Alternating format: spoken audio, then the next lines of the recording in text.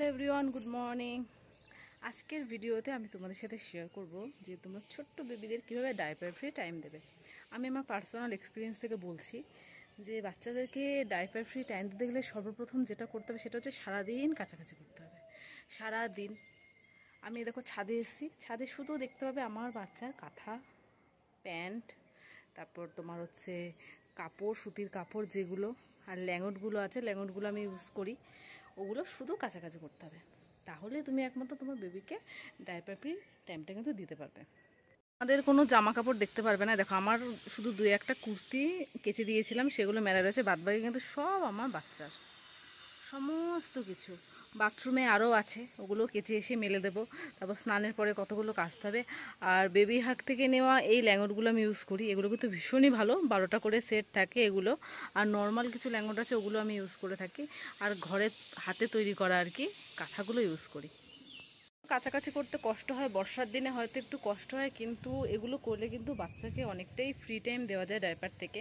বাচ্চাকে আমি খুব একটা, কিন্তু তুমি যতই প্রিমিয়াম কোয়ালিটির ডাইপার ইউজ করো না কেন, র্যাশ হওয়ার কিন্তু একটা সম্ভাবনা থেকেই যায়। যে যতই বলুক, আমি এই নিয়ে কারোর সাথে কোনো আর্গুমেন্টে যেতে চাই না, কিন্তু ডাইপার কিন্তু বাচ্চাদের খুব একটা ইউজ করা উচিত নয়। আমি এনে রেখে দিয়েছি, ধরো কোথাও যাচ্ছি, তখন বাচ্চাকে আমি জাস্ট ডাইপারটা পরে বাড়িতে এসে এবার খুলে দিই। 2 ঘন্টার বেশি আমি কখনোই বাচ্চাকে কিন্তু ডাইপার পরাই না। যাই হোক, এগুলো হয়তো একটু কষ্ট, কিন্তু বাচ্চাদের ছোটো ছোটো জামা কাপড়গুলো মানে কাছাকাছি করতে, ধুতে, মেলতে, তুলতে, গুছিয়ে রাখতে কিন্তু বেশ ভালো লাগে। আস্তে আস্তে তো যখন বড় হয়ে যাবে, তখন এই দিনগুলোকে সত্যিই খুব মিস করবো।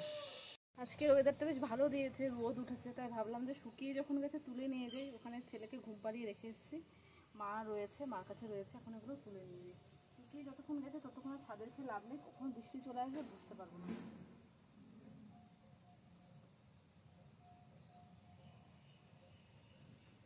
আর এগুলো ভেজে আছে, এগুলো পরে এসে তুলে নিয়ে যাবো। টাটা। এর কাজের কোনো শেষ নেই, ছাদ থেকে সমস্ত কিছু তুলে নিয়ে আসলাম। আর বিছানাটা যদি এরকম পরিপাটি গোছানো থাকে কি ভালো লাগে না দেখতে। তোমাদের আরেকটা জিনিস শেয়ার করি, সেটা হচ্ছে আমাদের ঠাকুরের সিংহাসন আমার শাশুড়ি মা নিজের হাতে রোজ এরকম করে সাজিয়ে পুজো দেয়। আমার এটা মানে খুব প্রিয় একটা মানে জিনিস এই বাড়ির মধ্যে। সিংহাসনটা খুবই সুন্দর, যে আসে সেই কিন্তু প্রশংসা করে যায়। আজকে আমাদের বাড়িতে রান্না হবে চিকেন, তো চিকেনটাকে এখন ধুয়ে পরিষ্কার করব। আমার ক্যামেরা ধরে দেওয়ার বাড়িতে কেউ নেই, আমাকে ক্যামেরা ধরে ধরে মানে ভিডিও করতে হয় আর কি। তখন যাই রান্নাঘরে গিয়ে মাংসটাকে পরিষ্কার করে নিই, তারপর আমার রান্না করবে। একটু কম, তার জন্য লাইটটা জ্বালিয়ে নিলাম। এই দেখো চিকেন, এটা এখনও পরিষ্কার করা হয়নি, এটাকে পরিষ্কার করব এখন আমি।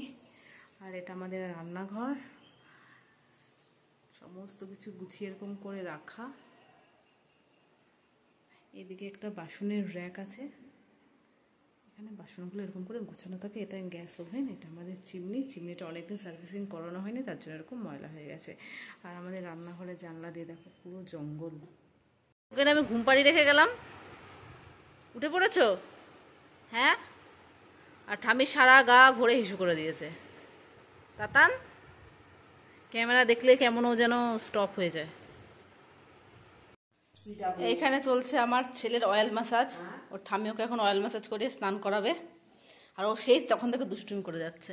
আমার বদ্দাতে খুব দুষ্টু হয়ে গেছে এখন, এখন ওর সাথে আর বদমাইশিতে পারা যায় না।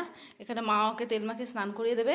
আর এখানে আমি সবজিগুলো নিয়ে বসেছি, এগুলো কেটে নেবার। ঝিঙেগুলো দেখছে, এগুলো কিন্তু আমাদের বাড়ির গাছের ঝিঙে। ছোটো ছোটোগুলোকে মা তুলে ফেলেছে, কারণ হনুমান এসেছিলো আর রাখা যাবে না দেখে মা তুলে নিয়ে এসছে। এখন ওরা করবে স্নান, আমি এগুলো কাটাকাটি করব, করে তারপর স্নান করে নেব। রোদ উঠছে না, তার জন্য ছেলেকে তো ঈষদুষ্ণ গরম জলে স্নান করাতে হবে। তার জন্য এই ইলেকট্রিক কেটলিটাতে আমি জলটা গরম করব। এটাকে এখানেই সেট করেছি, এখানে সেট না করলে না তোমাদেরকে দেখাই। এটাকে চালানো তো খুবই ইজি। সুইচটাকে অন করব, এখানটা এটা প্রেস করব, প্রেস করে জলটা এবার গরম হয়ে যাবে, কিছুক্ষণ রাখলেই হয়ে যাবে। আর দেখো বিছানাটা অবস্থা পুরো ডাস্টবিন হয়ে গেছে, এখন এটাকে গোছাবো, গুছিয়ে তারপর বাদবাকি কাজগুলো সারবো। টাটান। ভীষণ দুষ্টু, এই তো দুধ তুলেছে মা, দেখেছ? তাই?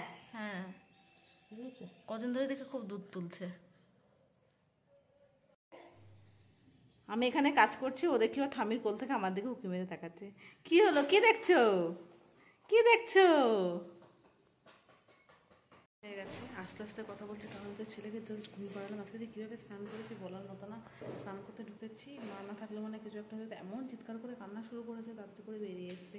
আজকে তো চিকেন রান্না হয়েছে, তো মা আজকে আমাকে কষা মাংস দিয়ে গেলাম, কষা মাংসটা খাবো।